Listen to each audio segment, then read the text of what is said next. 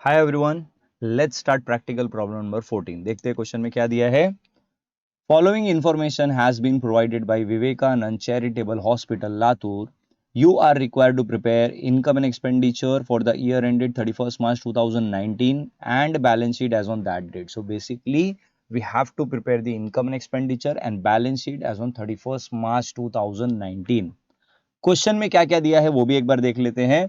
तो सबसे पहले आपको एक बैलेंस शीट ऑलरेडी दी गई है, लेकिन इस बैलेंस शीट पे अगर आप डेट देखोगे तो क्या लिखा है 1 अप्रैल 2018, जबकि हमको जो बैलेंस शीट बनाना है वो 31 मार्च 2019 का बनाना है। इट मींस ये जो बैलेंस शीट है this is the opening balance sheet. And remember one thing, opening balance sheet में जो भी आइटम आता है वो कहां से आता है, प्रीवियस ईयर से, बिकॉज प्रीवियस ईयर का जो क्लोजिंग है वही तो करंट ईयर का ओपनिंग बोला जाता है ना, करेक्ट। एंड नीचे आपको प्यारा सा एक रिसिप्ट पेमेंट दिया गया है और कुछ प्यारे प्यारे से adjustments. Let's prepare the format first, और हम लोग पहले एडजस्टमेंट सॉल्व करेंगे। ओके, तो पहला एडजस्टमेंट दिया है on 31 March 2019 stock of drugs was valued at 22,000। Try to understand, अगर किसी भी चीज का स्टॉक दिया है, क्लोजिंग स्टॉक, ओपनिंग स्टॉक, अगर आप देखोगे तो यहाँ पे स्टॉक ऑफ ड्रग्स ऊपर भी दिया है, ये ओपनिंग स्टॉक है, करेक्ट। तो ओपनिंग स्टॉक, क्लोजिंग स्टॉक ये सब दिया होगा ना। सबसे पहले आपको जाना होगा एक्सपेंडिचर में and you have to write the drugs consume. First of all drugs मतलब मेडिसिन। ओके, अच्छा, अब यहां पे सिंपली एक लॉजिक याद रखना।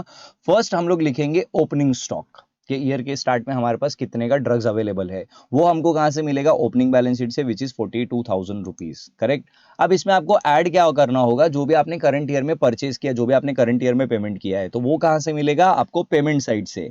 तो पेमेंट साइड में आप देखोगे तो आपको मिलेगा purchase of drugs 2 lakh rupees, ये आप लोगों को ऐड कर देना होगा, विच विल कम टू 2,42,000। एक मिनट, वहां पे आप अगर आप ब्रैकेट में पढ़ोगे ना तो क्या दिया था, इंक्लूड्स 40,000 फॉर 17-18। इट मींस ये जो 2 लाख रुपए का पेमेंट हुआ है ना बच्चा, इसमें से 40,000 रुपया 17-18 मतलब प्रीवियस ईयर का है। और जबकि हम लोग जब एक्सपेंडिचर में अमाउंट शो करते हैं we have to show only current year expenditure. तो आपको क्या करना होगा, वो 2 लाख में से कहने से 40,000 अगेन सब्ट्रैक्ट करना होगा। तो हम यहाँ पे लिखेंगे less outstanding of previous year, कितना 40,000 माइनस करके आ जाएगा 2,02,000। अच्छा, यहाँ पे अब कुछ बच्चों को डाउट आता है, सर आपको कैसे पता ये लास्ट ईयर का आउटस्टैंडिंग ही है। तो बच्चा सिंपल सा लॉजिक है, लास्ट ईयर का खर्चा अगर आप इस साल पे कर रहे हो मतलब पिछले साल पे नहीं किया था, और पिछले साल पे नहीं किया मतलब पिछले साल का वो क्या हो गया, आउटस्टैंडिंग हो गया, करेक्ट। अब एक चीज बहुत ध्यान से समझना बच्चा, ये कौन से ईयर का आउटस्टैंडिंग है, प्रीवियस ईयर का। तो प्रीवियस ईयर के बैलेंस शीट में भी तो होना चाहिए ना, मतलब ओपनिंग बैलेंस शीट में, यस और नो। तो ओपनिंग बैलेंस शीट में अगर आप देखोगे तो आउटस्टैंडिंग बिल फॉर ड्रग्स दिया हुआ है 50,000। अब ये अमाउंट मैच नहीं हो रहा है because according to this balance sheet last year का आउटस्टैंडिंग कितना है 50,000, और जबकि यहाँ पे एडजस्टमेंट में क्या बोला था कि 40,000 is included in this payment. तो बेसिकली इसका मतलब क्या हुआ कि last year total outstanding was 50,000, जिसमें से जब आपने करंट ईयर में पेमेंट किया तो आपने पिछले साल का 40,000 पे कर दिया। सो कहना ही से आउट ऑफ 40,000 का पेमेंट हो गया, it means 10,000 is still payable, and if it is still payable it is still my liability. समझ में आया। तो हमको क्या करना पड़ेगा, इसको लाइबिलिटी में शो करना पड़ेगा 10,000 को, outstanding bill for drugs 10,000 rupees. I hope ये पूरा लॉजिक आपको समझ में आया होगा। देन नेक्स्ट आप देखोगे तो क्लोजिंग स्टॉक भी दिया हुआ था, करेक्ट। अब क्लोजिंग स्टॉक का क्या करना है जरा ध्यान से समझना। सिंपली आपको क्लोजिंग स्टॉक भी यहां से सबट्रैक्ट करना होगा। Now the question is why, try to understand. आपके पास ऑलरेडी 42,000 का ड्रग्स था, आपने और परचेज किया जिसमें से पिछले साल का जो अमाउंट था वो आपने हटा दिया, तो करंट ईयर में टोटल ड्रग्स आपके पास कितना था, 2,02,000 का, correct. But the point is इसमें से 22,000 का क्लोजिंग स्टॉक बच गया, मतलब वो आपने यूज नहीं किया।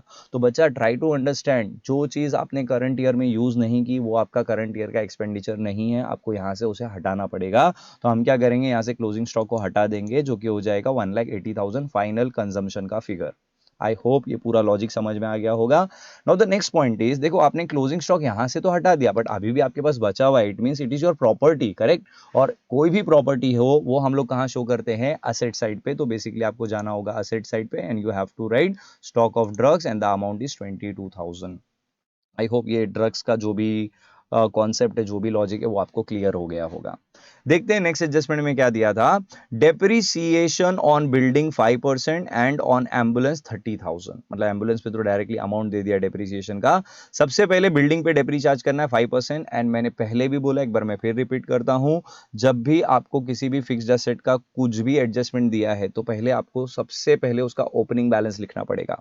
और ओपनिंग बैलेंस कहां मिलेगा अपने को, इस सम में ओपनिंग बैलेंस शीट में। तो आप देखोगे यहाँ पे बिल्डिंग दिया हुआ है, तो हम क्या करेंगे, सबसे पहले बिल्डिंग लिख देंगे, उसका अमाउंट कितना था ओपनिंग बैलेंस 10,50,000।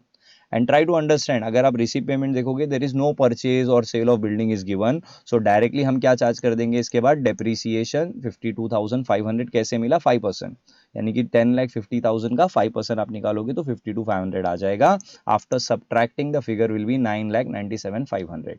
अच्छा, इसी के साथ दूसरा डेप्री किस पे था, एम्बुलेंस पे था, तो जाके एम्बुलेंस भी देखो, उसका भी ओपनिंग बैलेंस कितना दिया है, 4 lakh, and there is no purchase sale. Okay, so directly we have to subtract the depreciation which is 30,000, and after subtracting the amount will be 3,70,000।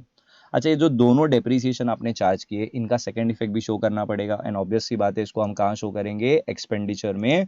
So will write to depreciation, पहला depreciation building पे था, दूसरा depreciation ambulance पे, total हो जाता है 82,500। देखते हैं लास्ट एडजस्टमेंट क्या दिया था।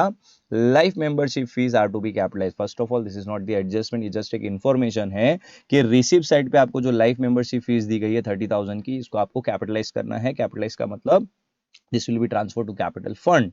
तो इसके लिए आपको पहले कैपिटल फंड जो ऊपर दिया गया है वो अपने बैलेंस शीट में कॉपी करना पड़ेगा, which is 11 lakh, and then उसके बाद इसी में आप ऐड कर दोगे लाइफ मेंबरशिप फीस, कितना था, 30,000 रुपीज।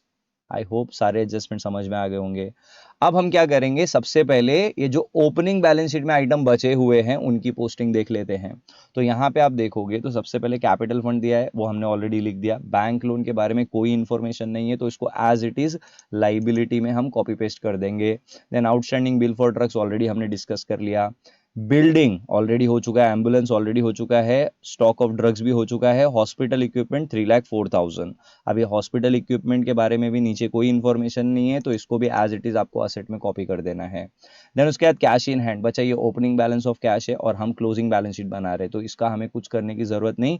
और ये ओपनिंग बैलेंस ऑफ कैश आप देखोगे तो रिसिप्ट पेमेंट के बैलेंस ब्रॉट डाउन से मैच होना चाहिए, होता ही है। हाँ, तो ये देखो ये मैच भी हो रहा है, तो ये दोनों जगह से नलीफाई हो जाएगा।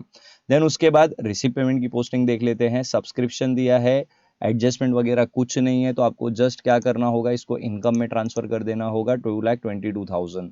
सब्सक्रिप्शन के बाद लाइफ मेंबरशिप फीस ऑलरेडी हमने कैपिटलाइज कर दिया है। हॉस्पिटल रिसिप्ट ब्रैकेट में स्पेसिफाई कर दिया, रेवेन्यू रेवेन्यू बोल दिया, मतलब it will be transfer to income side, तो हम यहाँ पे लिख देंगे बाय हॉस्पिटल रिसिप्ट 5,10,400। पेमेंट साइड पे देखते हैं, परचेज ऑफ ड्रग्स ऑलरेडी हो चुका है। Salary to staff will be transfer to expenditure side and the amount is 85,000। Honorarium to doctor expenditure में चला जाएगा and the amount is 4 lakh. The next one is repairs and maintenance, ये भी expenditure में चला जाएगा 18,000।